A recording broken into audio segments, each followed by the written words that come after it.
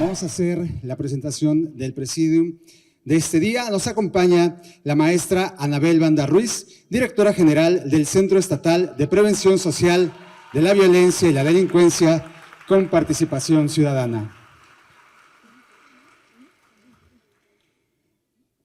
Saludamos al almirante retirado José Antonio Ortiz Guarneros, comisionado estatal de Seguridad Pública en Morelos.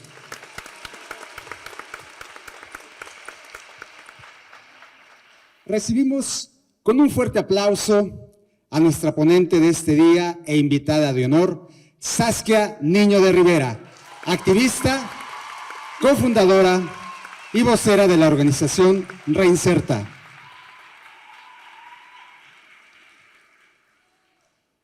Preside este importante evento, este foro tan importante para nuestro Estado, el licenciado Víctor Mercado Salgado, coordinador de asesores de la Oficina de la Gubernatura. Muchas gracias a todas, a todos, gracias por su presencia, a todos y todas, somos especiales esta mañana.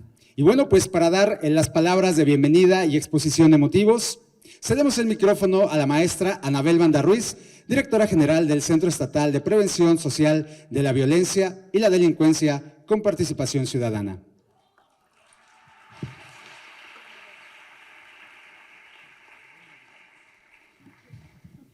Buenos días a todas y a todos los presentes. Mi almirante José Antonio Ortiz Guarneros, licenciado Víctor Mercado, Saskia, gracias por hacer posible este foro.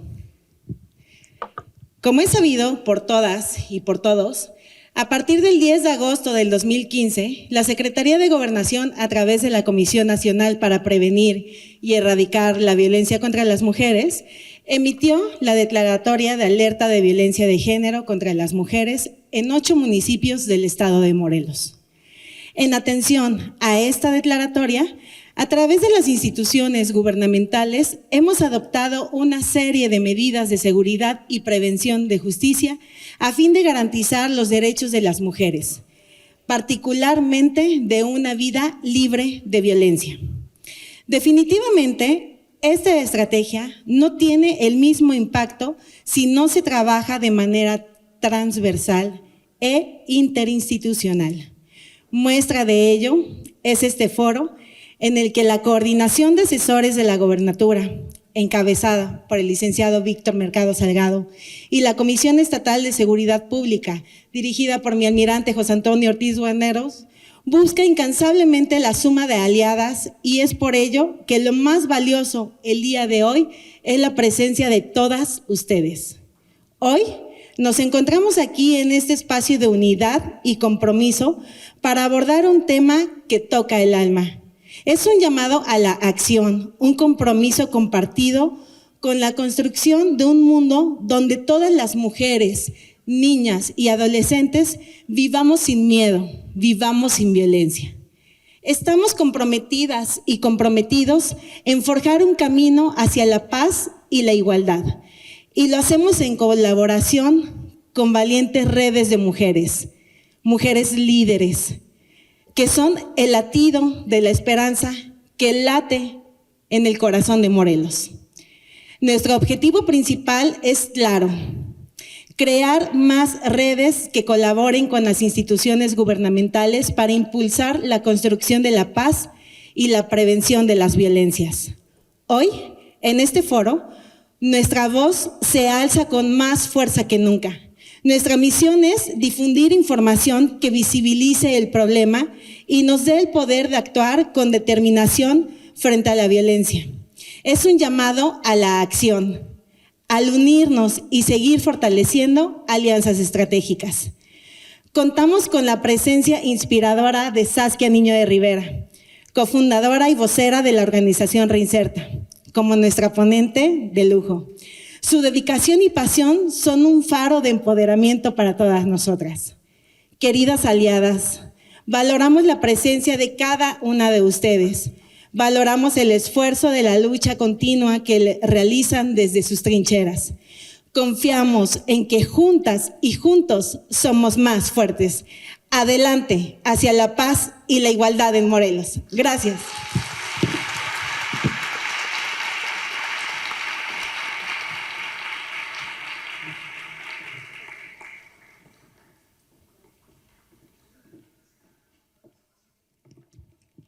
Muchísimas gracias, maestra Anabel Banda Ruiz, por tus palabras. Y cedemos el micrófono al almirante José Antonio Ortiz Guarneros, comisionado de Seguridad Pública en Morelos.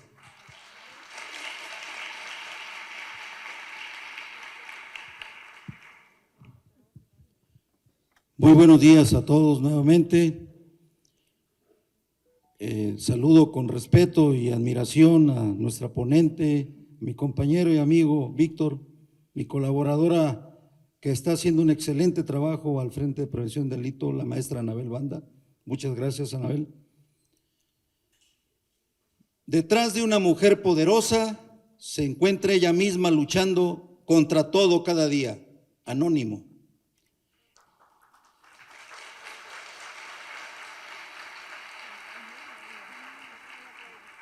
Es necesario considerar la prevención del delito como parte fundamental de la estrategia de seguridad pública, y es justamente el combate al delito que no solo se enfrenta desde las corporaciones policíacas, sino que es importante involucrar el entorno social.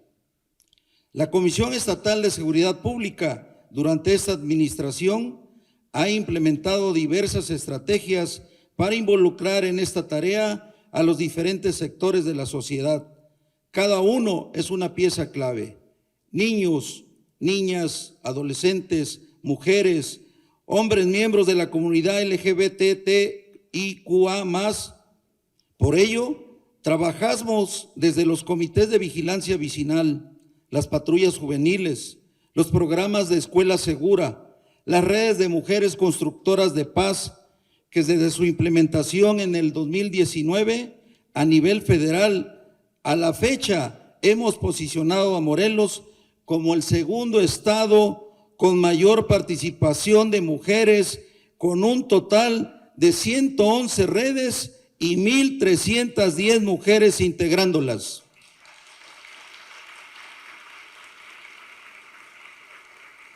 Además, los agrupamientos de policía de género presentes ya en 20 municipios, incluidos por supuesto los 8 municipios con alerta de violencia de género, conformadas por oficiales a los cuales se les ha capacitado y sensibilizado en materia de género, así como de los protocolos estatales y nacionales para una debida atención a las mujeres, niñas y adolescentes que viven violencia. Sumado a ello, la implementación de los brazaletes inteligentes con botón de pánico, mismo que nos ayudan a monitorear desde el C5 de manera permanente a más de 500 mujeres que cuentan con una orden de protección emitida desde la Fiscalía General del Estado. Durante 4 años y tras un concurso nacional, hemos sido beneficiados con recursos de la Comisión Nacional para prevenir y erradicar la violencia contra las mujeres, por sus siglas CONAVIM. Gracias a ello, se ha fortalecido las líneas de atención 911 y el teléfono para la mujer morelense, con la contratación de personal especializado. Y por supuesto, no podemos dejar de lado el Segurichat, que refuerza cada uno de los programas antes mencionados y que ha sido muestra de que la participación ciudadana es vital para fortalecer la tarea de la seguridad pública. Hoy, con más de 36,000 ciudadanos en esta comunidad.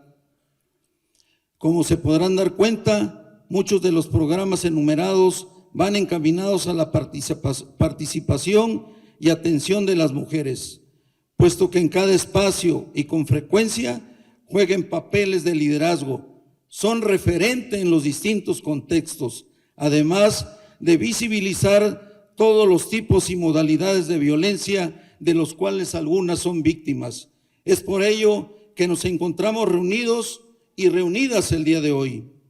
En la coordinación de asesores de la gobernatura hemos encontrado un magnífico aliado, al licenciado Víctor Mercado, que se ha involucrado efectivamente en la prevención de las violencias y tras un andar por los diferentes municipios, tras escuchar a los miembros de las redes de NUC Paz, a los miembros de Convive, de Comunidad Universitaria, de la comunidad docente, de servidores públicas, de sociedad civil, encontramos un común denominador: la importancia de abrir espacios al diálogo, de sumar fortaleza para la erradicación de la violencia contra las mujeres.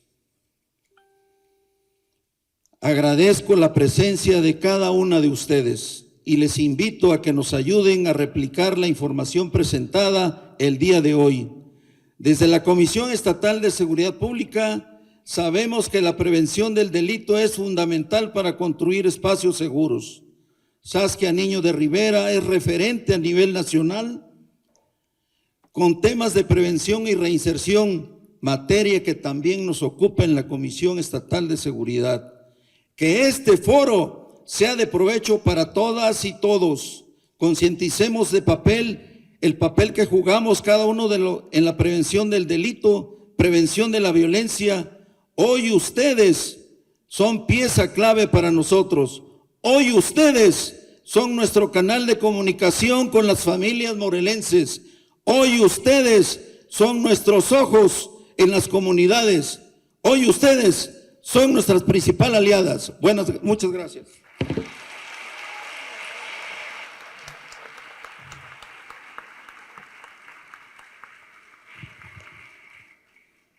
Muchísimas gracias, comisionado de Seguridad Pública en Morelos, José Antonio Ortiz Guarneros, por sus palabras. Y bien, en este momento toca el turno de escuchar al gran impulsor de este foro, Mujeres por la Prevención de la Violencia en Morelos, al coordinador de asesores de la Oficina de la Gubernatura, Víctor Mercado Salgado.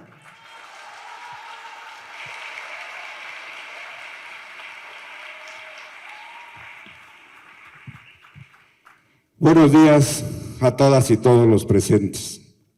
Un saludo cordial y respetuoso a las y a los integrantes del presidio.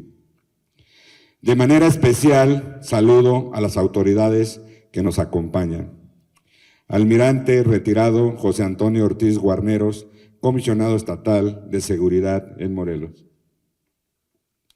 Maestra Anabel Banda Ruiz, directora general del Centro Estatal de Prevención Social de la Violencia y Delincuencia con Participación Ciudadana.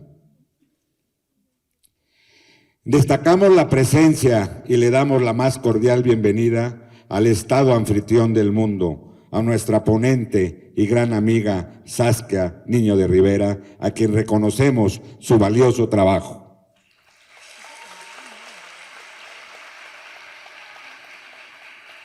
Antes que nada, agradezco su cordial asistencia a este foro Mujeres por la Prevención de la Violencia en Morelos. Desde aquí envío mi más profundo respeto por la lucha que cada una de ustedes sostienen día con día para erradicar la violencia y dignificar a las mujeres.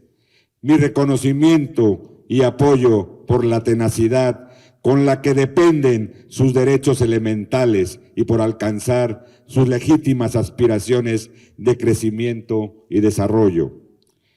Respaldo todo el esfuerzo que realizan mediante organizaciones, colectivos o de manera individual, levantando voz buscando de ser escuchadas.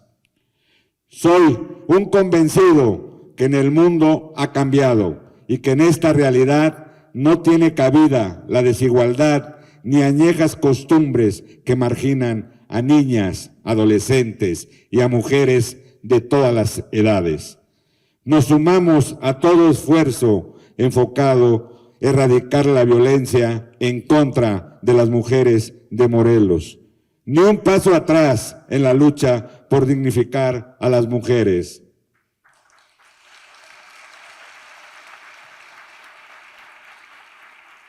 Es momento de consolidar los avances y defender los espacios que las propias mujeres han conseguido.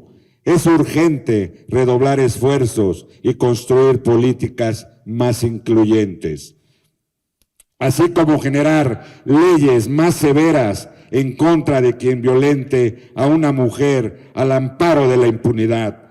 Sin igualdad y respeto no hay desarrollo ni progreso.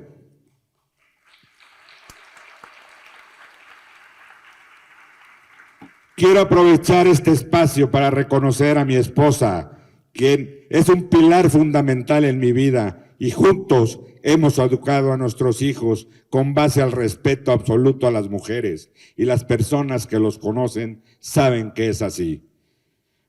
Por eso, desde mi posición, me sumo para buscar y generar los apoyos necesarios para eliminar la violencia por motivo de género. Cerremos filas y trabajemos juntos por un Morelos sin violencia. Muchas gracias.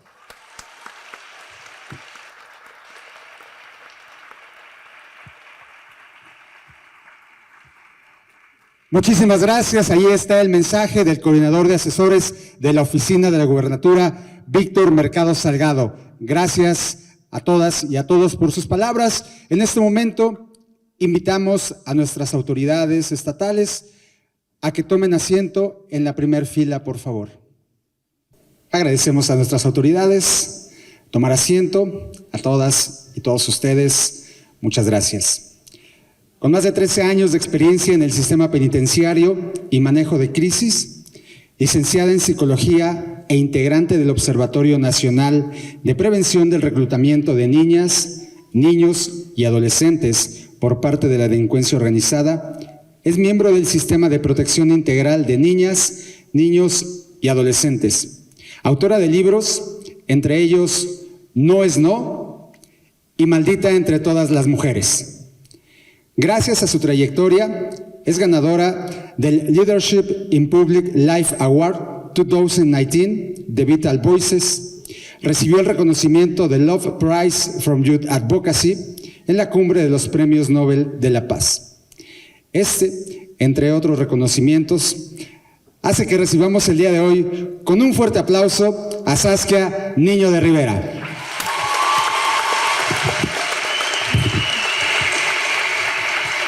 Hola, hola, muy buenos días.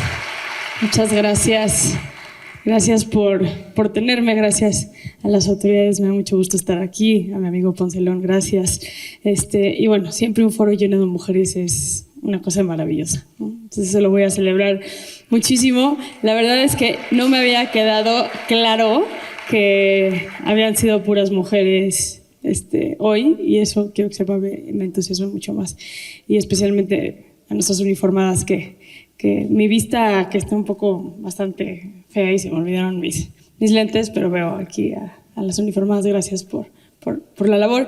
Y por supuesto a la sociedad civil. Me estaban dando un poco de contexto ahorita de quiénes están, y creo que el movimiento feminista ha hecho cosas increíbles, y una de ellas es ayudarnos a organizarnos y a movernos con sororidad, coordinarnos, y no solamente porque hemos vivido en carne propia, porque desafortunadamente en este país el decir yo no he vivido violencia es así como a ver quién se atreve a levantar la mano y mentir de esa manera primero, ¿no?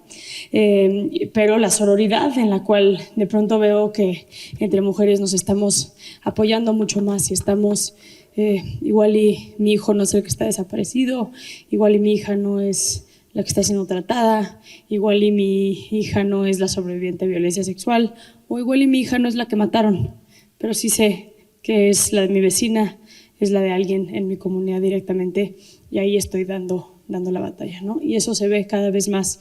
Entonces celebro y agradezco el gran esfuerzo que hacen las mujeres dentro de la sociedad civil por posicionar y por erradicar la violencia de género. Y bueno, yo voy a hablar con ustedes, y voy a tratar de ser breve, porque para mí la parte más increíble de poder estar ante un espacio así es escucharlas a ustedes, es poder conversar con ustedes, es que hagan preguntas, que hagan comentarios, que podamos dialogar, ¿no? Porque sí creo que es un gran privilegio y un gran honor y una gran responsabilidad el estar en este espacio, en este podium. Sin embargo, eso no quiere decir que yo sé más que nadie que está aquí, entonces para mí es una oportunidad de escucharlas a ustedes también, ¿no? Entonces, quiero hablar brevemente respecto a la violencia de género, especialmente los feminicidios y especialmente el abuso sexual, que son los dos temas. A mí hablar de feminicidios luego me cuesta un poco de trabajo porque mi sensación constante con los feminicidios es el último eslabón. Ya que la mataron, es el momento perfecto para que entendamos, y es el castigo, el regaño, la llamada de atención, como le quieran llamar, más fuerte de decir, no llegamos a tiempo. Algo estamos haciendo mal y no llegamos a tiempo. Porque los medios de comunicación se llenan nos llenan muchas veces de toda esta información, como el monstruo de Catepec y el monstruo de Atizapán y el monstruo de Toluca, y incluso la gran fábula de las mujeres asesinadas en Juárez, en la frontera de nuestro país. Era un egipcio o turco, no me acuerdo, ¿no?, que encargaba de matar. Entonces se ha creado como esta idea, le damos a la primera, por favor, se ha creado como esta idea de que el feminicida es este monstruo que nace y que no lo podemos prevenir y que de repente ¡pum!, ataca, ¿no?, y nos mata a todas. Y eso no es cierto. Y ahorita vamos a hablar un poco más de por qué. Pero más allá de hablar de feminicidios, quiero también meter este tema, porque este año México va a tener el honroso primer lugar internacional en materia de violencia sexual, especialmente infantil. Somos ya por encima de Tailandia. Habíamos estado ahí jugando con el segundo o tercer lugar a nivel internacional, pero somos ya el país con más turismo sexual infantil. Somos ya el país con más abuso sexual infantil. Somos ya el país donde, según la ONU, más niñas van a sufrir violencia sexual. Está cañón, pero 5 de cada 10 niñas en México antes de los 15 años van a vivir algún tipo de violencia sexual. Y 2 de cada 10 niños hombres van a vivir algún tipo de violencia sexual antes de los 15 años. Y lo que ha pasado en México es que hemos normalizado la violencia sexual infantil y hemos normalizado la agresión y la violencia sexual hacia las mujeres. 1, porque la sexualidad no se habla, y 2, porque también como mujeres se nos ha educado que la sexualidad es como ese tema muy tabú. En México las cifras son muy desafortunadas porque, como en el feminicidio, el agresor sexual no es ese güey que un día decide hacer una red y ver cómo va a ir por el mundo violando niñas, ¿no? El agresor sexual en este caso, en el 74% puntualmente de los casos, es el papá, el abuelito, el tío. Y desafortunadamente, en la gran mayoría de los casos, nos han educado, porque estoy segura que habemos mucho más que una sobreviviente de violencia sexual en este espacio. Nos han educado a callar. De hecho, en la Fundación Reinserta nos llegó apenas una sobreviviente, y cuando platicábamos con ella, me dice, es que ella le dijo a su abuelita que su abuelo la había violado. Y cuando ella le dice a su abuelita que su abuelo la había violado, la abuelita manda a llamar a la mamá y le dice, dile, mija, lo que me acabas de decir. No, pues, mamá, pasó esto, ¿no? Y la respuesta de la abuelita fue, la obligación absoluta que tenemos como mujeres es satisfacer las necesidades de los hombres. Y por ende, yo lo tuve que vivir, tu mamá lo tuvo que vivir y tú te callas la boca. Nos sorprende, pero esa es la historia de miles y miles y miles de niñas y de niños también, pero vamos a hablar de niñas, que en este país, por el gran tabú que le hemos puesto a la sexualidad, en cómo hablamos de la sexualidad con nuestros hijos, en si debemos o no enseñar educación sexual en la escuela. ¿Cómo le voy a decir pene? ¿Cómo le voy a decir vagina? ¿Cómo voy a decir vulva con mi hijo? ¿No? O sea, ahí estamos, tu cosita, tu patito, tu hamburguesita, ¿no? Y al rato no le damos, estamos enseñándole a nuestros hijos todo el tiempo a que no pueden hablar de esas cosas. Estamos prohibiendo a nuestros hijos que puedan comunicarse con nosotros para poder decirnos, hey, me está pasando esto. Me está pasando esto en la escuela. Otro día, yo les voy a contar un chingo de historias porque es lo que sé hacer y creo que es la mejor manera de conectar con la gente. Entonces, perdón si los atordo de historias, pero el otro día fui al desayuno de mamás, ¿no? Porque es de mamás, porque luego los papás no van, ¿no?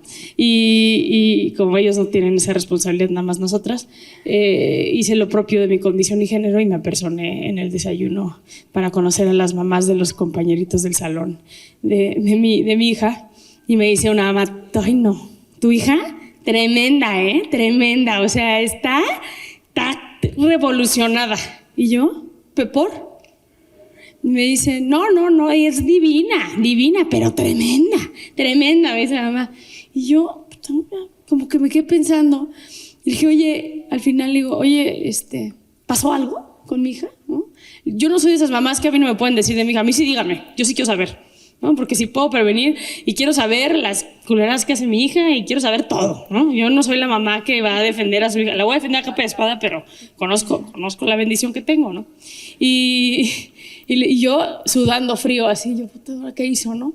Y le digo, oye, nada más, ¿me puedes, a qué te refieres con que tremenda? O sea, le digo, no, o sea, no porque, nada más prefiero saber, ¿no? Dice, el otro día llegó su hija Constanza, mi hija a la casa y me decía, mamá, no sabes, Pía, ¿qué te pasa? Hoy me salvó. Y yo, entonces le digo yo a mi hija, ¿de qué te salvó, Pía?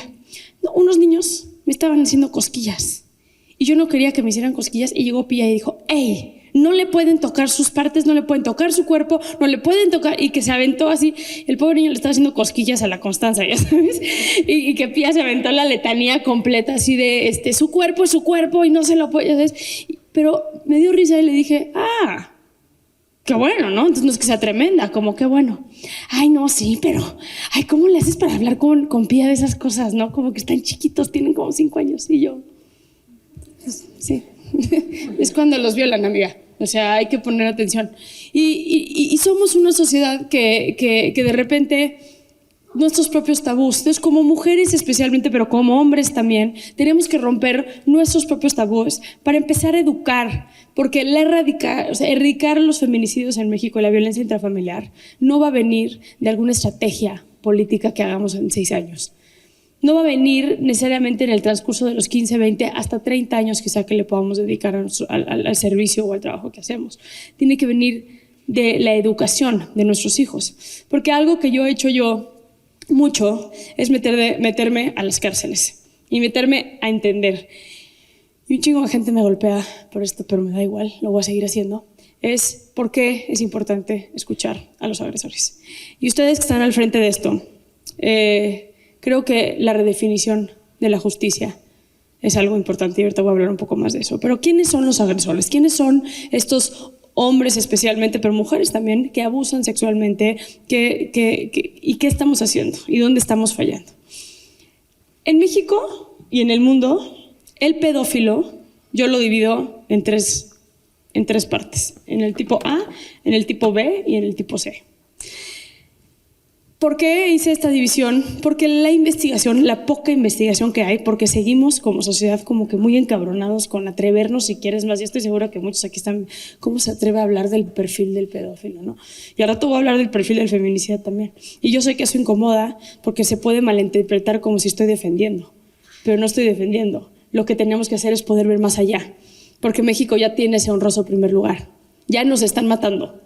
Ya hoy tenemos a los grupos de las mamás buscadoras, ya hoy tenemos a las activistas feministas, ya hoy tenemos a México completo desplegado gritando por las que ya no están. Y no nos está dando ni tiempo para pensar en las que van a matar hoy. No nos está dando ni tiempo de pensar en los que van a matar mañana o los que van a abusar sexualmente mañana. Entonces tenemos que poder redefinir la justicia en ese sentido. Tenemos que poder darnos la oportunidad de decir, tenemos que dejar de ser un Estado, un país, una sociedad reactiva. Porque desafortunadamente ese es el primer símbolo de cómo estamos rebasados en materia de seguridad. Si únicamente estamos reaccionando ante lo que ya pasó y no estamos previniendo, solamente estamos salvándonos un día. El poder llegar a nuestras camas un día y decir, bueno, hoy encontramos el cuerpo de X, o hoy se sentenció a X, o hoy, pero mañana van a matar a 7 menores en este país, mañana van a matar a 11 mujeres en este país. En los últimos años ha aumentado 121% la cantidad de niños menores de edad abusados sexualmente en este país. 121%. Y seguimos discutiendo si hablar de sexualidad con nuestros hijos o no es apropiado.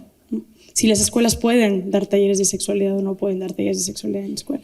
Entonces me metí y empecé a trabajar con un chingo de pedófilos y pederastas, y lo que quiero dejarles de mi trabajo con los agresores sexuales es lo que sigue.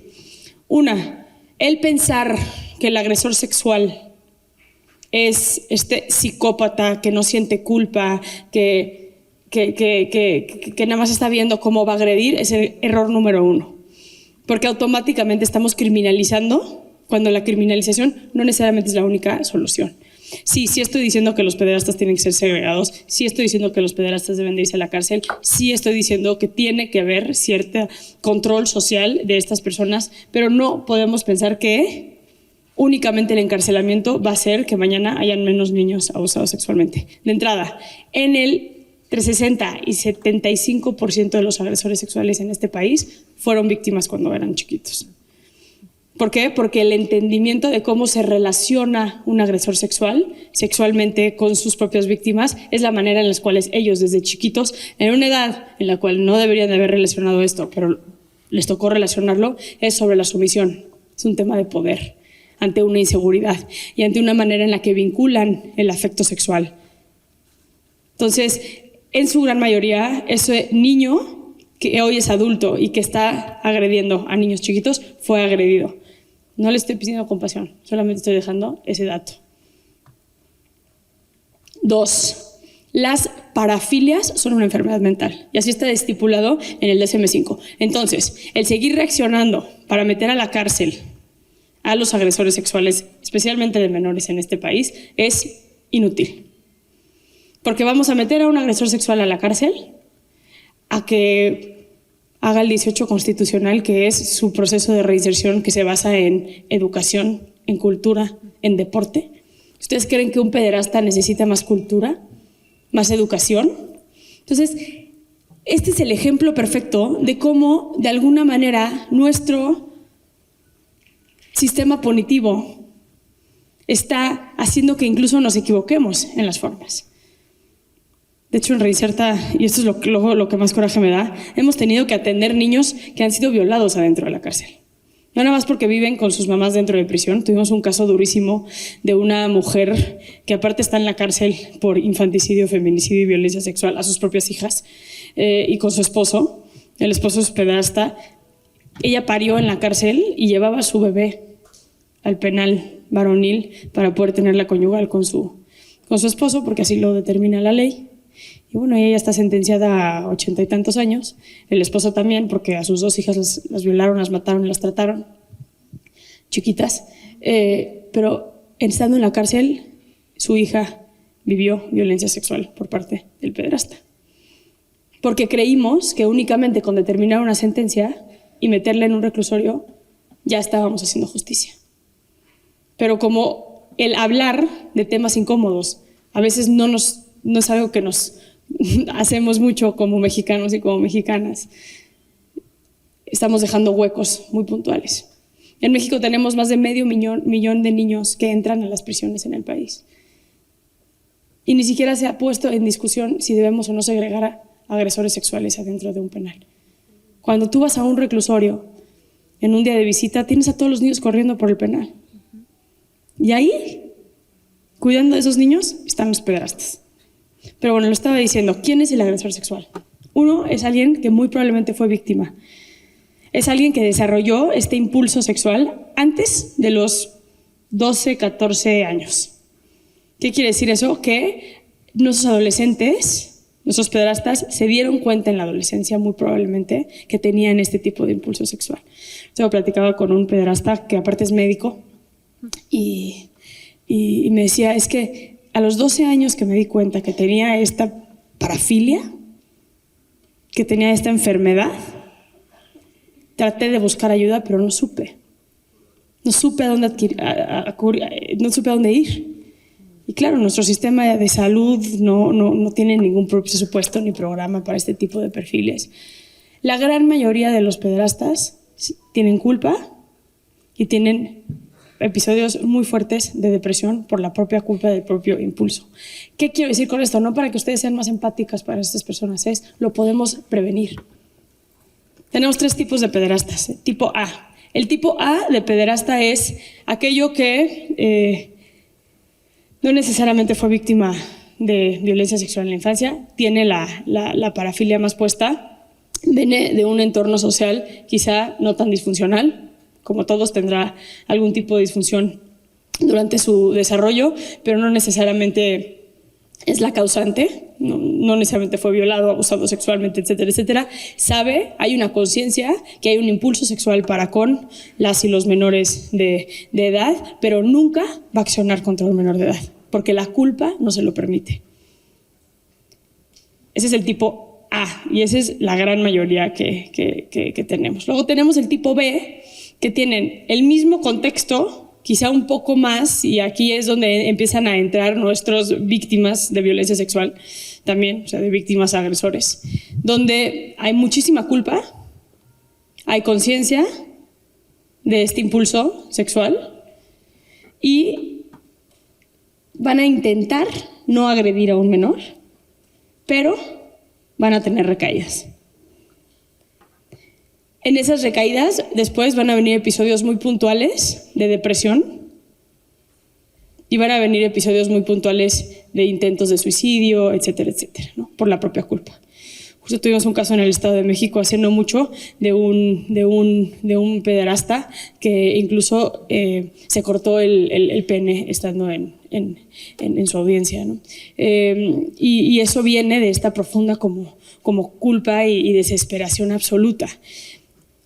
Y el tipo 3, que es el pederasta antisocial, que no nada más agrede despiadadamente, pero que también empieza a tener redes.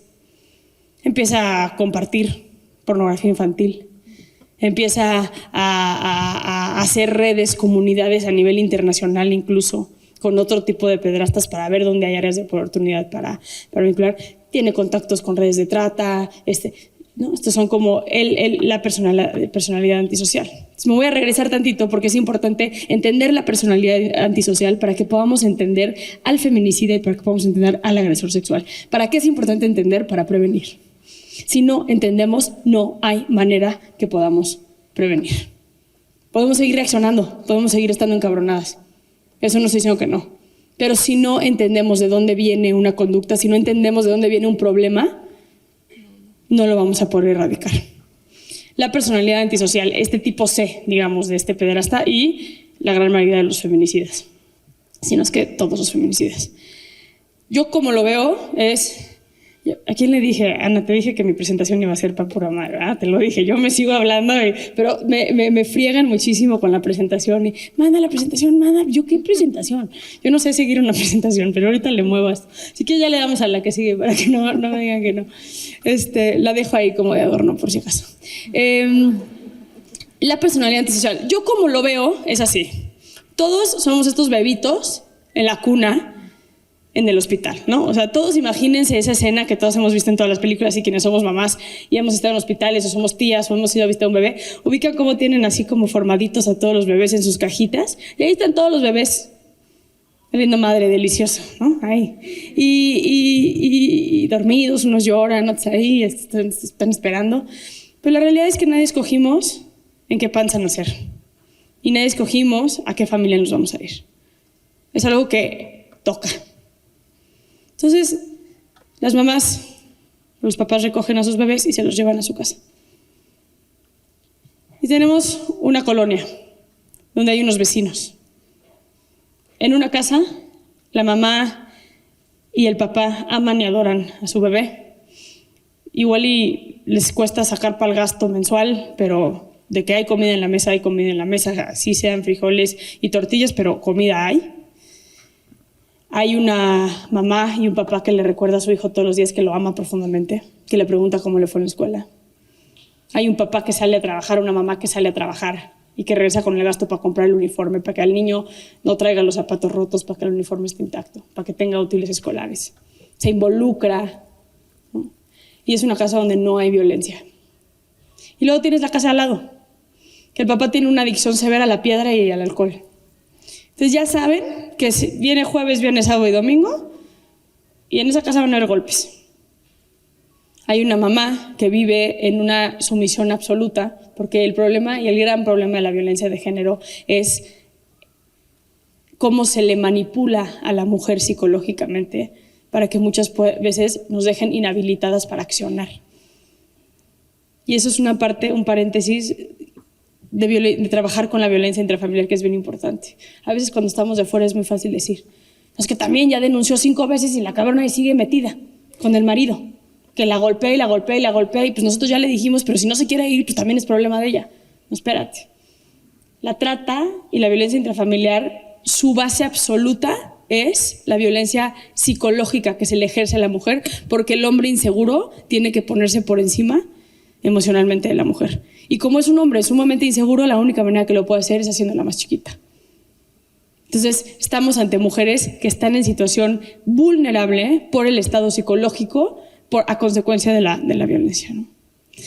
Pero bueno, regreso a mi historia hipotética de la personalidad social. Entonces, tienes esta otra casa donde está este niño, que su papá tiene un problema de piedra y de alcohol.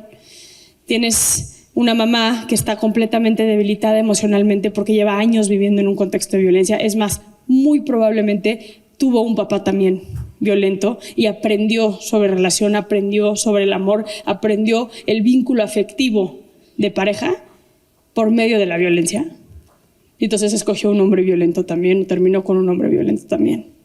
Y la primera vez que el papá llega todo puesto, sin gasto, porque ya se tomó y se drogó el gasto, entonces no hay para la escuela, no hay para la comida, no hay, y golpea a la mamá, ¿qué va a hacer ese niño?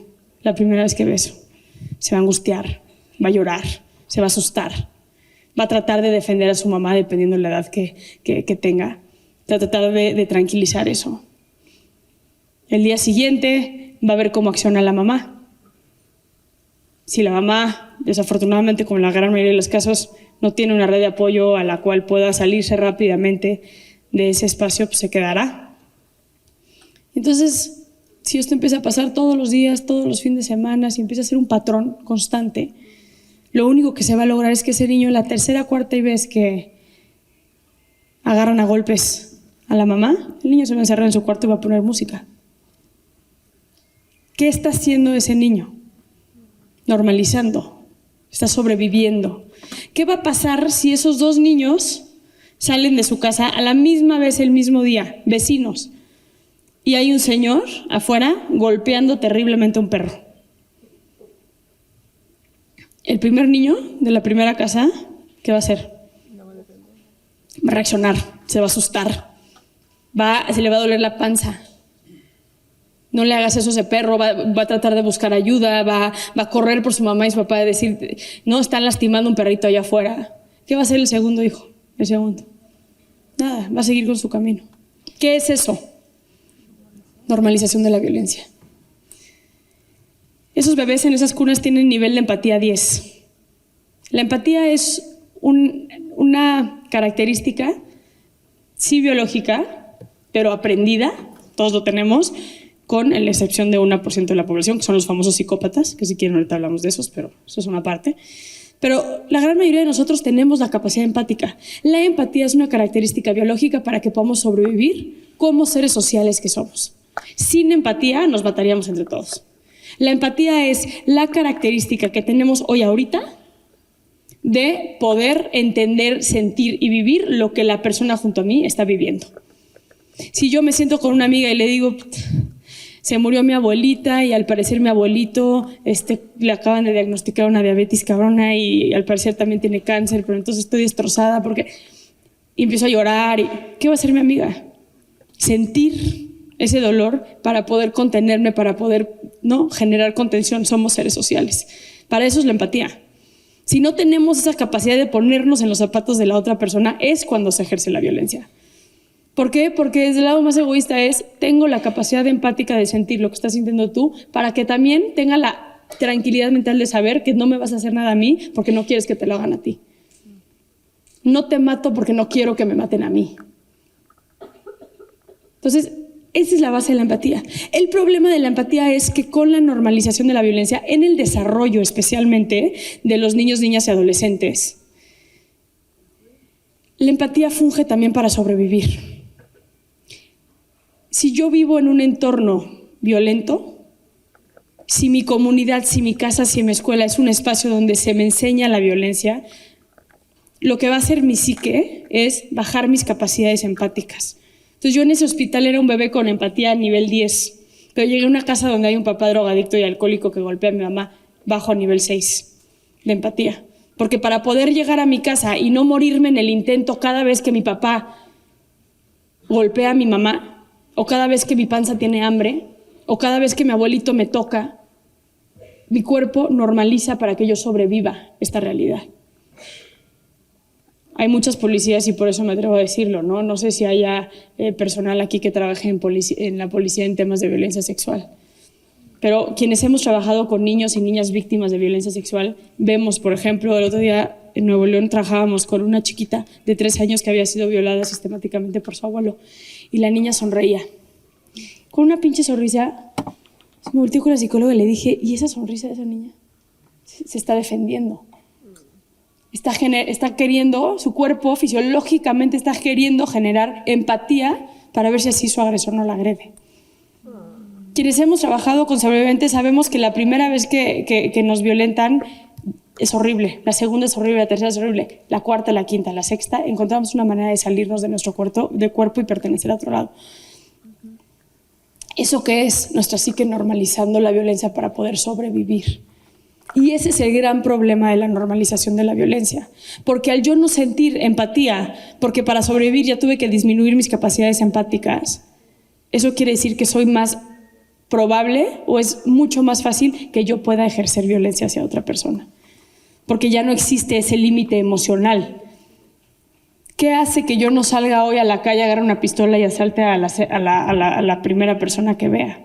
Esa capacidad que tengo yo por el desarrollo en el cual he tenido la fortuna de desenvolverme, de tener intactas mis capacidades empáticas. Y eso creo que como protectoras de la humanidad es algo que tenemos que empezar a fortalecer otra vez. Entonces, tengo un par de propuestas para los agresores sexuales y pasamos a hablar de los feminicidios. 1, qué bueno que está mi amigo Poncelón aquí porque voy a presionar a ver si se atreve Morelos a ser el primer estado que lo haga o por lo menos que empujemos la legislación segregación de agresores sexuales adentro de la cárcel. Y no es un tema punitivo, no es punitivismo, es absurdo pensar que el agresor sexual necesita las mismas herramientas en materia de reinserción que una persona que roba, por ejemplo. Es una cosa completamente distinta. Entonces, la atención que se le puede dar a un agresor sexual adentro de la cárcel en materia de reinserción o rehabilitación es muy distinta a la de cualquier otra persona. Necesitamos un primer estudio nacional, y si se suman, me sumo, para que realmente entendamos qué está pasando con los agresores sexuales, quiénes son, para que podamos erradicar. Porque no nos atrevemos a hablar de ellos. Y creo que eso es bien importante. Y es importante que al nivel legislativo empecemos a hablar de penas alternas y de medidas alternas para erradicar la violencia sexual infantil. ¿Qué pasa si sí hablamos de castración química voluntaria? ¿Qué pasa si sí hablamos de inhibidores sexuales voluntarios? ¿Qué pasa si sí hablamos de todo esto? ¿Qué pasa si sí hablamos de que nuestra Secretaría de Salud también pueda detectar estos casos a tiempo y podamos prevenir a tiempo este tipo de casos? Sé, lo dejo ahí, sé que está complicado porque estamos atoradas reaccionando en lo que está pasando, pero lo voy a dejar ahí. Vamos a la que sigue, por favor. El feminicidio en México. Este no es un tema que les tengo que dar mucho contexto. Desafortunadamente el feminicidio en México cada vez está más a la alza.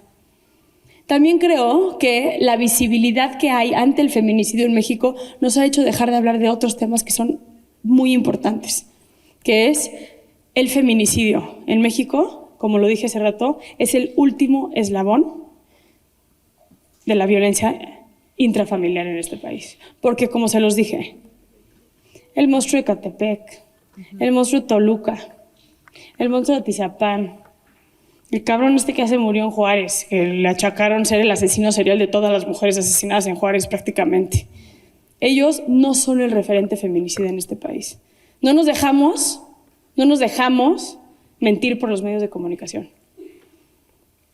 El referente feminicida en este país es el novio celoso, el papá celoso, inseguro, el esposo, el abuelito. Esos son los referentes feminicidas en este país. Y en la gran mayoría de los casos de feminicidio en este país es violencia que ha ido aumentando hasta que termina en muertes. Entonces, eso es importante también que lo veamos.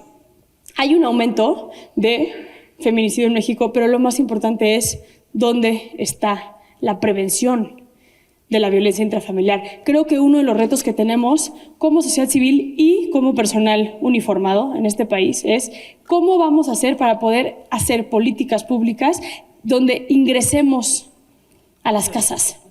En Colombia había este proyecto increíble, la verdad, increíble, y digo increíble porque los números eran increíbles. Hicieron, aparte creo que con $1 millón, algo, o sea, un monto que es mucho dinero para quienes estamos aquí, pero para un gobierno, por ejemplo, no es mucho dinero. Con $1 millón pusieron un call center con expertos en atención a agresores. Y entonces, la manera que durante COVID entraron a las casas fue que sensibilizaron a los agresores a que busquen ayuda antes de agredir. Entonces hablaban a estas líneas y se les contenía emocionalmente antes de que dieran los golpes. Se socializó, los números estaban increíbles, la disminución de violencia intrafamiliar había sido brutal. Se socializó y las mujeres salieron a decir, ni madres. ¿Cómo es que están dándole dinero para que atiendan a los agresores y no nos están dando dinero a nosotros? Y yo entiendo el enojo, de verdad que lo entiendo. También soy mujer, soy una mujer aparte casada con otra mujer, con una hija en casa. Estoy rodeada de mujeres en mi vida. Entiendo el enojo y esta sensación absoluta que tenemos de querer pensar que la venganza es un sinónimo de justicia. No lo es. Es el primer error, especialmente como voceras, como activistas y como representantes de un gobierno que tenemos que dejar de hacer.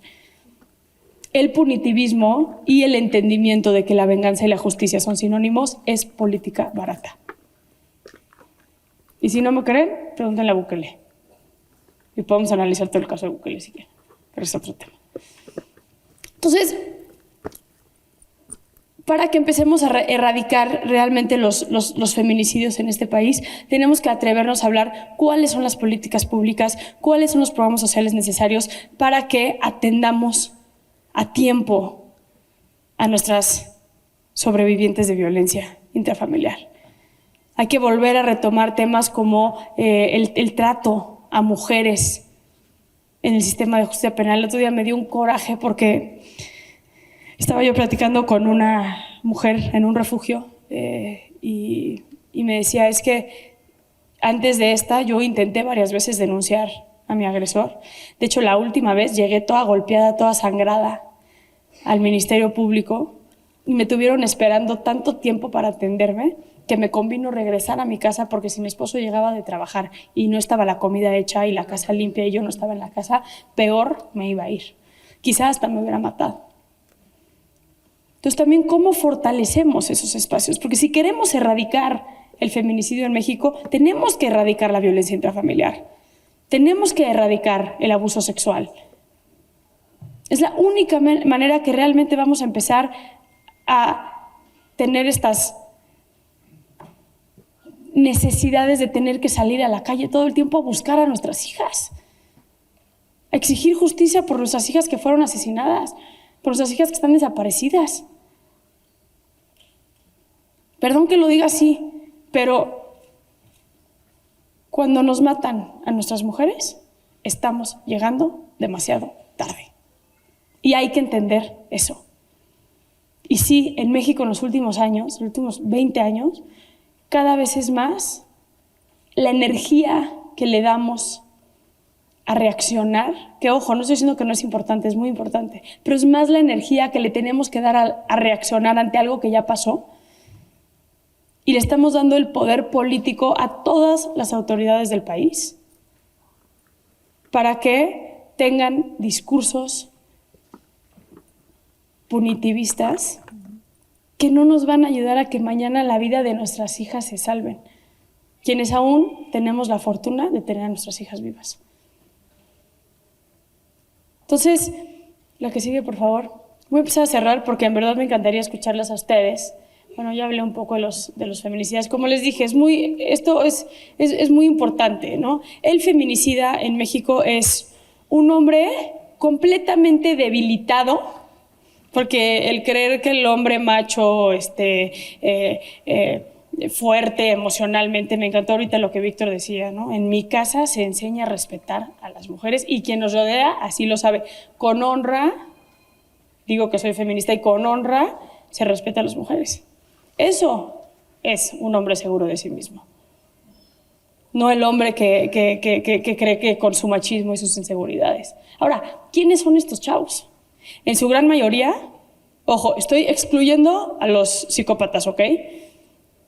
En su gran mayoría los feminicidas en México aprendieron desde chiquito a que ser hombre tiene una carga social, donde los hombres no lloran, donde los hombres no sienten, donde el hombre que juega con una muñeca o el hombre que no agarra un balón de fútbol o el hombre que se le rompe su corazón o el hombre que hace un acto de amor, como llevarle una flor a la niña que le gusta o es como nos encanta aquí en México, ¿no? Es un maricón, un puto. Y como papás le estamos enseñando eso a nuestros hijos. Entonces, ¿qué pasa cuando uno de estos niños que tiene esta necesidad terrible de llorar porque se siente de la chingada, porque todos sentimos, le dicen, no llore, o le voy a dar, lo voy a golpear? ¿Qué pasa también con esos niños que están viendo cómo sus papás golpean a sus mamás hasta dejarlas inconscientes y sangradas en el piso? Están aprendiendo que eso es el amor. Están aprendiendo que eso tienen que ser. Pero desafortunadamente venimos programados como seres humanos, de cierta manera, desde la panza de nuestras mamás. Y sí hay mucho que puede inferir, pero también venimos programados. Y por más que nos programen a no sentir, y por más que nos programen a ser machos, y por más que nos programen que los hombres tienen que ser de cierta manera, eso va en contra también de lo que sentimos y de lo que somos. Pero no nos damos cuenta. Entonces, los feminicidas de estos países son estos hombres completamente debilitados emocionalmente desde que son probablemente muy chiquitos, que tienen la necesidad de ejercer poder por medio de violencia y por medio de la debilitación psicológica y emocional de la mujer. Y el problema es que esa violencia va aumentando y cada vez va subiendo más hasta terminar en un feminicidio. Entonces, también la importancia de entender quiénes son los feminicidas en el país es poder decir cómo fortalecemos políticas públicas, programas sociales, cómo fortalecemos nuestra Secretaría de Educación Pública a que metamos en las escuelas programas que justamente hablen de cómo, no, que los niños también lloran y que los niños también sienten. ¿Y cómo dejo de hacer estas diferenciaciones dentro de mi casa? ¿Cómo educo yo también a mis hijos diferente? Y muchas veces, perdón que se los diga, pero me incluyo en esta especie como de regaño, pero muchas veces nosotras y nosotros mismos somos culpables porque, adivinen qué, para poder educar de esta manera tenemos que romper con nuestros propios prejuicios, con nuestros propios machismos, incluyéndonos como mujeres con los cuales nos educaron, de poder decir, oye, güey, el otro día mi esposa trabaja muchísimo, y ella tiene un horario mucho más complejo que el mío. Yo también trabajo mucho, no crean, pero de pronto tengo días como más laxos y trato de arreglar mi agenda de tal manera donde pueda pasar más tiempo con mi hija. Sí, el otro día me volteé con mi esposa y le digo, es que me siento sola en la maternidad. Parece que soy la única responsable del bienestar de mi hija o del desarrollo de mi hija. Me siento sola. Me dice, amor, ¿qué hago? Tengo que trabajar. Ella viene de una comunidad más libanesa, más conservadora que yo. Es que tengo que trabajar. Entonces, en la noche hablé con ella y le dije, güey, quiero que comentemos mi necesidad de vulnerarme de esta manera como mujer y decir, no puedo sola, ¿no? Y tu reacción también al decir, pues estoy trabajando. No puedo estar siempre porque estoy trabajando, pero estoy cumpliendo con mi deber también de traer el gasto a la casa, ¿no? Entonces, ¿cómo también nosotros ese discurso en nuestras propias cabezas es la educación también que hemos recibido en nuestras casas. Y cómo nos deconstruimos emocionalmente nosotros en las conductas machistas, homofóbicas, que únicamente lastiman a la sociedad. Entonces los invito y las invito también a que hagamos esa reflexión nosotros, ¿no? El machismo no nada más se ve en los golpes. También podemos entre nosotros. La que sigue. Y antes de cerrar, bueno, ya estuve hablando de esto y nada más quiero cerrar con una idea y me encantaría poder escucharlas a ustedes y que sigamos platicando. Es, si a mí me dijeran, Saskia, una estrategia para arreglar la inseguridad en México, ¿por dónde empezamos? Salud mental en nuestros cuerpos policiales, salud mental en nuestros cuerpos de primera respuesta para con las víctimas de este país. El gran problema que tiene hoy nuestro sistema de justicia penal en México es que hay un término que se llama violencia vicaria. ¿Qué es la violencia vicaria? ¿Alguien sabe aquí qué es la violencia vicaria? ¿Qué es el trauma vicario? Todos los que estamos aquí tenemos trauma vicario. Al vivir en un México violento tenemos trauma vicario. El despertar como mujeres y saber si no vamos a regresar con vida a nuestra casa es trauma vicario. El trauma vicario es el trauma que tenemos al ser víctimas de violencia indirecta. ¿Qué quiere decir eso? Si yo soy Ministerio Público en la Fiscalía de Atención a Víctimas de Género, pues ¿qué es lo que me toca hacer todo el día? ¿Cuál es mi chamba? Levantar denuncias, hacer seguimientos en el niño que violaron, la niña que violaron, la mujer que mataron, la mujer que madrearon. Todo el día esa es mi chamba. Regresemos a la empatía.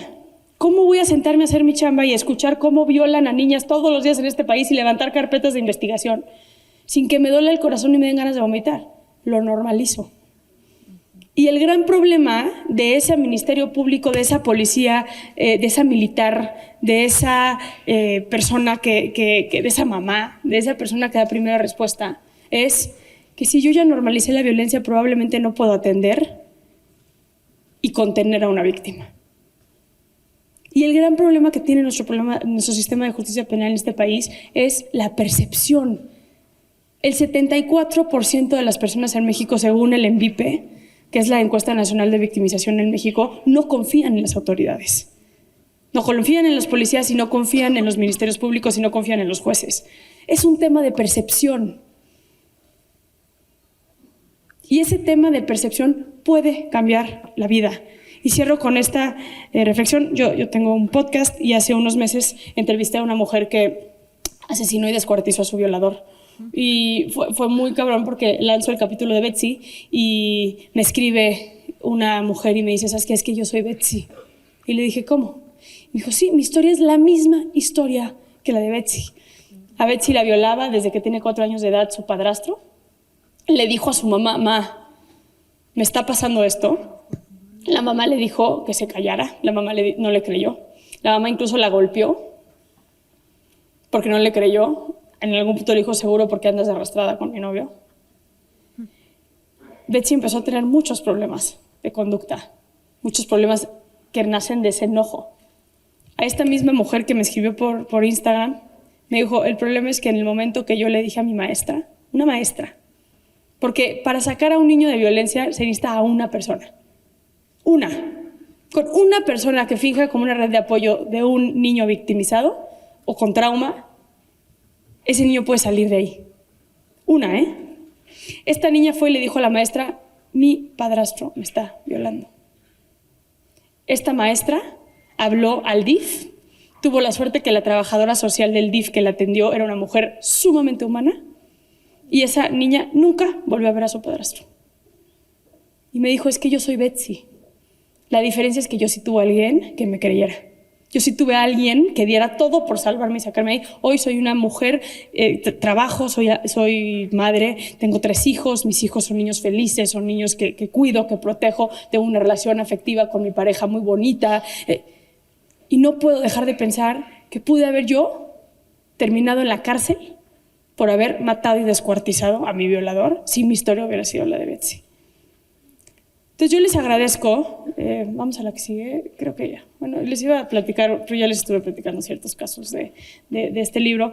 Yo les agradezco que estén aquí el día de hoy. No sé cómo estamos en tiempo, pero si podemos platicar un ratito, yo lo agradecería muchísimo. No sé si alguien tiene preguntas, si alguien tiene... Súper el libro, sí vi un libro, es que estoy bien ciega, y se me olvidaron mis lentes. Tenemos un micrófono, tenemos esa dinámica, los acabo de meter en jaque a la producción de este evento. No sé a quién referirme porque aparte no veo. El tema es que necesito que alguien me ayude porque les juro no veo.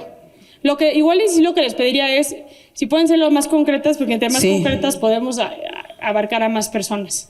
Pues gracias por la oportunidad de este foro, porque me había dicho que no era foro, que nada más ibas a hablar. Y yo lo agradezco muchísimo porque me parece que lo fundamental es hacer reflexión en todos los espacios que se pueden.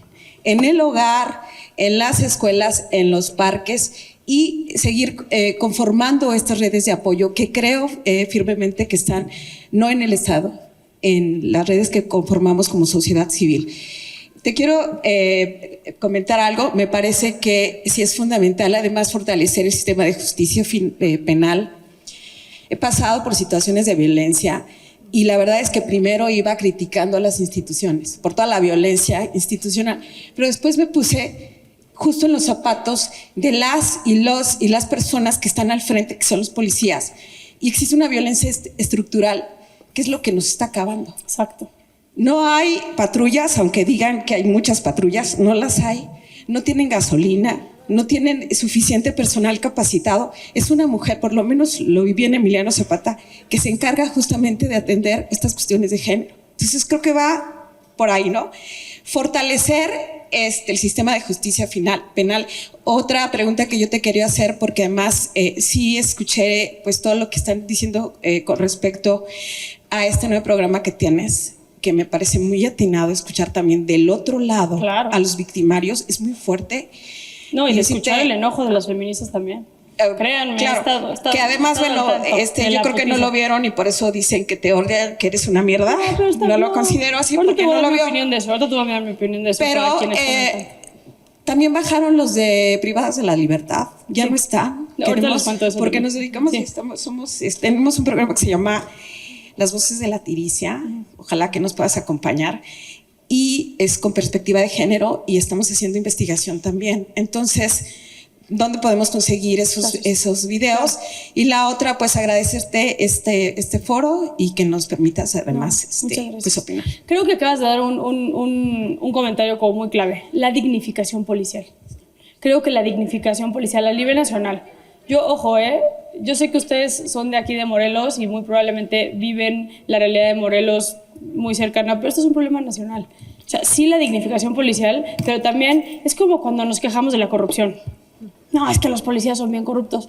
No te veo a ti no dándoles. O sea, corruptos nosotros también. Hay que decirlo, ¿no? Y también creo que hay como este desgaste, pero el problema es que ¿dónde está el botón de reset? Porque estamos muy enojadas como víctimas, las policías y los policías están muy enojados también. Entonces, y hay una violencia estructural institucionalizada. Y hay mucho que se puede hacer y como dices tú, hay mucha reflexión al respecto que tenemos que hacer en todos los ámbitos. Y eso es lo que quiero que nos llevemos también hoy. ¿Qué puedo hacer yo para construir un Morelos más seguro? ¿Qué puedo hacer yo para construir una comunidad más segura? Porque a veces nos quedamos como en la esperanza de, no, pues es que las autoridades. Y es que las autoridades. Sí, pero ¿tú qué? Porque el gran error, o yo creo, que hacemos como mexicanas y como mexicanos, es decir, mis acciones no van a incidir. No se inciden. Si yo le dejo de dar al policía que me pide dinero, porque aparte yo cometí una infracción, ¿no? Yo me pasé el alto, si yo dejo de dar dinero y todos pensamos eso, vamos a empezar a hablar de erradicar la corrupción en el país. Pero estamos así como esperando, ¿no? El presidente dijo que iba a erradicar la corrupción, pues yo no estoy viendo claro. Ay, es como si fuera una varita mágica, así de pum. No, es volvernos a resetear nosotras y nosotros mismos, decir, ok, vamos, ¿no? Ya. Y un poco lo que me está pasando en redes sociales ahorita, que tengo la fortuna de estar de moda y en Twitter, es tremenda madriza. Pero lo que está pasando es ese. Hay un grupo de mujeres, y las respeto muchísimo, porque hay un grupo de mujeres que están encabronadas, y con todo derecho. Yo ahorita que escribí mi libro de Malita entre todas las mujeres, perdón por mis palabras, pero no mamen los testimonios de las víctimas de feminicidio en este país. Es inaudito el nivel de deshumanización, inaudito, pero necesitamos encontrar soluciones.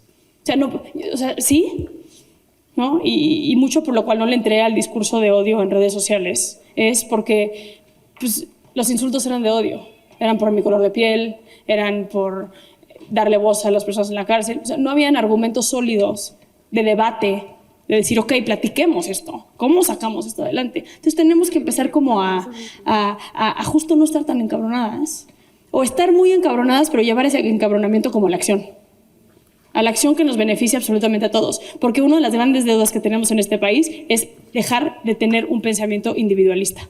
Todo el tiempo estamos pensando en nosotras, en nosotros, en nosotros, en nosotros, en nosotros. Yo pongo la barda más grande en mi casa, yo pongo púas en mi casa, yo pongo al perro de seguridad en mi casa. Ya si se mete en la casa del vecino, pues ya es pedo del vecino, ¿no? Ya no es pedo mío. No, ¿cómo hago para juntarme en mi colonia con mi gente? Y decir, ¿cómo le vamos a hacer para solucionar estos problemas? Y yo les juro que los estados donde más he visto, y ahorita lo hablaba con el comisionado, los estados que más he visto que mejor están en materia de seguridad son los que justamente los vecinos y las comunidades se han unido y entonces no hacen más que obligar a las autoridades a que se alineen a una estrategia también. Entonces está interesante. Y mi podcast, Privadas de la Libertad, ya los voy a volver a subir. Les prometo que los voy a subir, nada más que me los pasaron ahora en crudo, la otra productora, pero antes de diciembre van a tener todos arriba. Y sí, es un podcast muy duro, lo reconozco y sé que toca muchas fibras. La verdad, y voy a decir algo, iba a decir que si me citan lo iba a negar, pero está medio cabrón, ¿va? Pero a mí, por ejemplo, en el capítulo, no sé si lo vieron, el que saqué ayer, de Pichardo, algo que me da mucha tristeza es que no he recibido un solo mensaje de decir dónde estábamos cuando a Lupita la estaban vendiendo y la pusieron a trabajar. Estamos encabronadas porque estoy revictimizando a la niña que está muerta, pero nadie estábamos hablando de decir, hey, ¿dónde estábamos cuando a Lupita la tenían desde los 11 meses trabajando de pepenadora?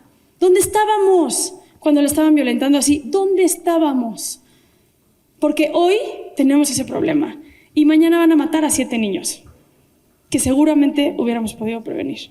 Entonces hay que llevar la conversación a esos lados y aunque duelan los madrazos, pues hay que seguir, ¿no? Creo que aquí hay una persona allá y acá y luego atrás. ¿Les parece bien? Creo que ya agarraron el micrófono, si quieren después lo pasamos para acá.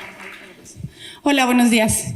Ya me puedo morir, estoy hablando contigo. Ay, no. Antes que nada, agradecerte y felicitarte por todo lo que haces. Muchas gracias. Yo trabajé muchos años en Atlacholoaya, es un cerezo aquí en Morelos. Sí, lo conozco. Al principio, sí se hacía un estudio de clasificación. Yo estuve en psicología y en criminología. Sí se hacía un estudio de clasificación muy diferente a los agresores sexuales. Pero se fue quitando. Llega la Ley Nacional de Ejecución Penal, sí, en la que nos dicen, esta persona no es un enfermo, es una persona que se equivocó. Y tú, no, o sea, si hay una cuestión mental ahí. Entonces, la Ley Nacional de Ejecución Penal pasó a servicios, a psicología y a criminología, lo que evidentemente generó un impacto tremendo en la reinserción, claro, ¿no? Entonces, también sería checar esa parte. Sí, creo que urge una reforma penitenciaria, incluso. Sí, también. Sí. Entonces, desde la reinserción hay mucho, tú más que yo lo sabes. Yo ahora doy clases en una escuela particular que formamos criminólogos, entonces estamos en esa lucha de concientizar. El criminólogo no te va a ayudar a decirle al otro, ay, pobrecito, tenle lástima, pero sí para encontrar la parte causal. Entonces, la propuesta, y aprovechando las autoridades, sería justamente meter psicólogos, criminólogos en la parte legislativa, para que nosotros podamos acompañar a los que están en la parte punitiva de decirle, no castigues por castigar. O sea, ya no estamos en los tiempos de becaria, ya no castigues solo porque hizo algo malo, ve la otra parte. Complementaría lo que dices de la salud mental para la parte operativa, sí, pero también sería la promoción de la salud mental para todos, normalizarla, ir a terapia y que también sea accesible, porque sale caro ir a terapia, sí, ¿no? Entonces, que de las instituciones de gobierno también den nuestros servicios. Y uno más, salud mental materna, o sea, las mamás. Creo que ya hay una línea de salud mental materna pero no desconozco qué tanto, y no porque solamente las mamás seamos los únicos responsables, pero pues en el referente sí nosotras somos, ¿no? Sí. Y creo que hay que empezar por partes, y es el antipunitivismo es a nivel legislativo y nivel autoritario es la consecuencia. Al final, ¿qué pasaba en la Ciudad de México cuando las manifestaciones estuvieron ahí en Reforma y la gente no podíamos llegar al hospital, no podíamos llegar a trabajar, no podíamos llegar a la escuela, todo estaba parado? ¿Qué pasaba? La Ciudad de México completa estaba hablando del desastre que era la Ciudad de México y estábamos hasta la madre de no poder llegar a ningún lado por el tráfico, por todas las manifestaciones. Y entonces hubo una petición ciudadana. ¿Y qué hicieron los legisladores? Vamos a regular las marchas. Eso fue por una petición ciudadana. Hoy, las autoridades que tenemos y los legisladores que tenemos son por peticiones ciudadanas. Y un poco por eso no comparto el discurso de lo cual se me está golpeteando ahorita en redes sociales, porque es un discurso de mucho odio. Y ese odio, lo que están haciendo los legisladores es, ¿qué pasó con Devani en Monterrey? Aumentamos la pena de feminicidios. Eso no hace nada. O sea, quienes trabajamos en sistema penitenciario, y no me vas a dejar mentir, y Ponce no me va a dejar leer, yo nunca he conocido a una persona en la cárcel que diga como, oh, es que me dedicaba a secuestrar, pero luego subieron la pena y como dije, chin, ya no voy a secuestrar. Así no funciona la mente criminal. Pero ¿qué está pasando? Sale el legislador y dice, aumentamos la pena. En el 2006, cuando aumentaron la pena de secuestro, ¿saben qué pasó? Había más pena por secuestro que por homicidio. ¿Saben qué empezó a pasar? Mataban a las víctimas de secuestro. Y entonces aumentó y se disparó la cantidad de personas que empezaron a matar. Estoy de acuerdo contigo que es cómo incluimos también la parte de la salud mental, y creo que ya se está hablando más. El otro día tuve la oportunidad, soy apartidista al 100%, no estoy tomando una postura en misiones, pero tuve la oportunidad de estar con Claudia Sheinbaum el otro día y me hablaba mucho de la salud mental, y me acuerdo que me llamó mucho la atención su discurso de salud mental. Porque era como, ya no podemos estar tratando de ver qué nos inventamos. Ya, la salud mental y la necesidad de salud mental ya tenemos en la cara. Nuestros niños en el bullying en la escuela los necesitan, ¿no? Ya hay una víctima muerta por bullying en una escuela. Aparte, ¿no? Ya la tecnología nos rebasó. Ya se necesita hablar de salud mental en nuestros cuerpos policiales, en nuestras autoridades. Entonces se necesita hablar de salud mental. Entonces, qué bueno que lo mencionas, y estoy completamente de acuerdo contigo. El discurso punitivista es obsoleto. Perdón, licenciada, yo soy la persona que está... Pero solamente quiero manifestar que las carpetas de investigación, ¿sí?, en razón de violencia contra la mujer están saturadas. Esto hace que precisamente que ese rezago, ¿sí?, las personas violentadas dejen el caso. Entonces ya no tienen tiempo de faltar en su trabajo, claro, o de ir por el niño o sus actividades que tengan naturales. Siento o estoy segura que lo más importante también es analizar ese rezago, porque todo tiene un proceso. Desde el momento de la denuncia viene todo un proceso largo hasta cuando la persona es atendida. Después, otro proceso largo para pasar a psicología. Otro proceso largo y es ir y venir. Imagínense las personas que están en Xochitepec o en Jojutla, etcétera, y tengan que trasladarse hasta Temisco una y otra vez. Muchas veces no hay empatía en los servidores públicos. De hecho, bastante se manejan con suma prepotencia. Siento que deberían ellos de tener capacitación precisamente para tratar a las personas que están vulnerables. Yo no quiero polemizar esto, pero es una realidad que se vive. Entonces, sí, llevémoslo como al diálogo. Esto, no, como usted dice, no se trata de estar castigue y llenar los lugares de delincuentes o de personas así, ¿no? Pero sí debería de haber más agilidad en los procesos judiciales. Yo creo que el sistema de justicia penal tiene un rezago muy fuerte a nivel nacional. De hecho, ahí les van algunas cifras. En México, el 96% de los delitos ni siquiera se denuncian. Hay un rezago, y yo creo que también, hemos estado hablando de salud mental, pero la realidad es que Eventualmente, y lo más seguro es que se necesite hacer una reforma muy puntual, y seguramente quien quede de presidente en el 2000 o quien quede de presidenta, no sé, en el 2024, ya va a tener que afrontarse a decir, vamos a tener que meter mano en esas instituciones judiciales, en nuestro sistema de justicia penal. Porque estoy de acuerdo contigo, tenemos una deuda pendiente con el país, pero también lo que quiero que nos llevemos de este espacio es cómo nos organizamos entre nosotras y cómo exigimos, y también cómo sí hacemos. Nos toca sí hacer para empezar. La no denuncia no es opción. Entonces, ¿qué sí es lo que podemos hacer? Estoy de acuerdo con las capacitaciones, pero también creo que estamos como llenando de pura capacitación a lo güey. Hay que redefinir las capacitaciones, enfocarnos en lo que realmente importa, y creo que hay que hablar desde la construcción. Hay que construir. Yo entiendo que estamos enojadas, yo entiendo que México entero está enojado, pero si no empezamos a construir, va a ser muy, muy complicado el que podamos sacar este país adelante. Veo muchas manos y me encantaría escuchar más.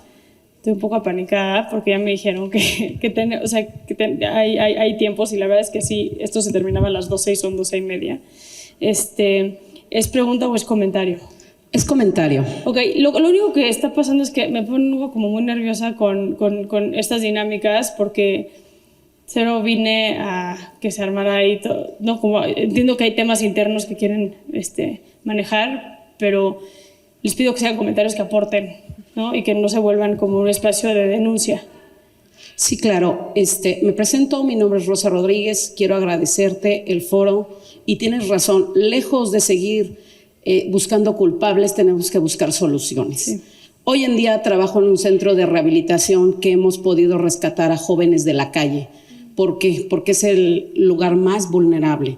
Tengo psicólogos, abogados que me han regalado su tiempo. Yo sé que todos se quemaron las pestañas, como muchos han dicho, ¿no? Que viven de eso, pero también ahí demuestran la empatía por los demás, por los que menos tienen.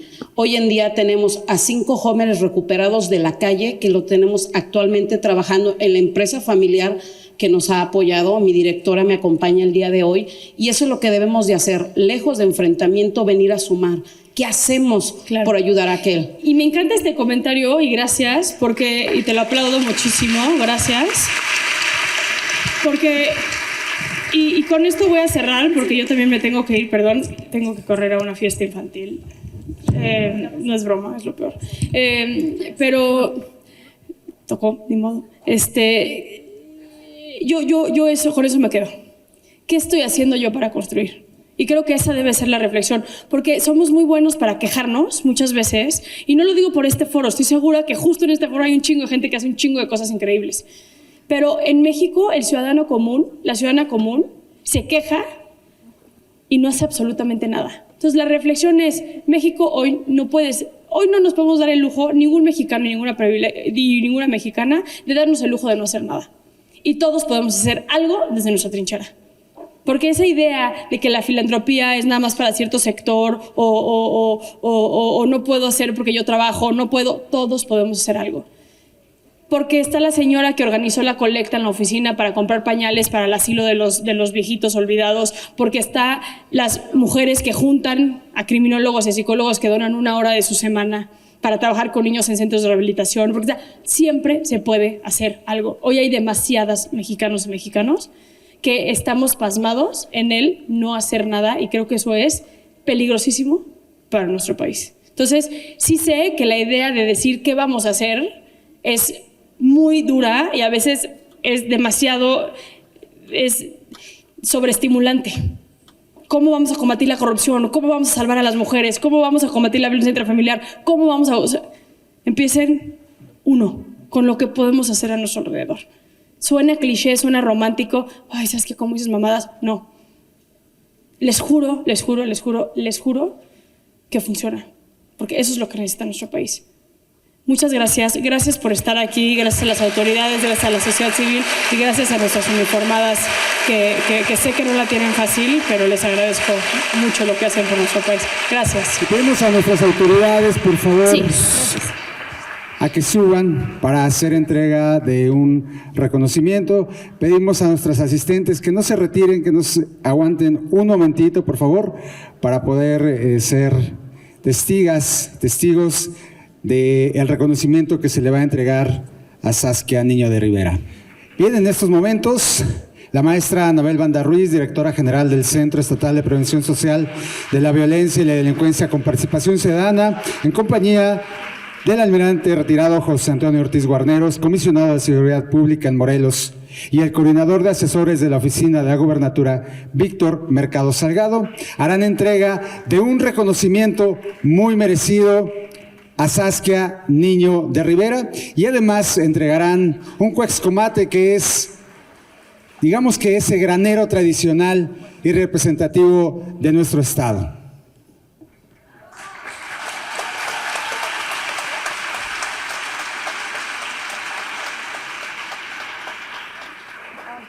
Ahí está la entrega del reconocimiento